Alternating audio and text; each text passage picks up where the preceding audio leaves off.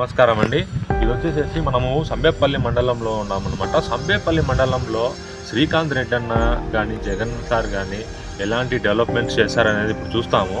ఇది వచ్చేసి పశు వైద్యశాల అండి. అప్పట్లో ఇలా ఉండేది. ఇది వచ్చేసి చాలా శిథిల వ్యవస్థలోకి వచ్చిన తర్వాత శ్రీకాంత్ రెడ్డి అన్నకి చెప్పిన తర్వాత కొత్తదైతే కట్టించడం జరిగిందండి. పశు వైద్యశాలకి పశువులకి దాని ఇబ్బందిగా ఉంటుందని చెప్పిన తర్వాత కొత్తదైతే కట్టించారు. ఇప్పుడు ఆ కొత్తది ఎలా ఉందో మనం అయితే ఇప్పుడు చూద్దాం రండి. అత్యాధునిక సదుపాయాలతో అన్ని సౌకర్యాలతో మంచి వైద్యాన్ని అందించాలని ఆవులకి శ్రీకాంత్ రెడ్డి అన్న ఇది పెట్టడం జరిగింది. దీని మొత్తం బడ్జెట్ 86 లక్షలు.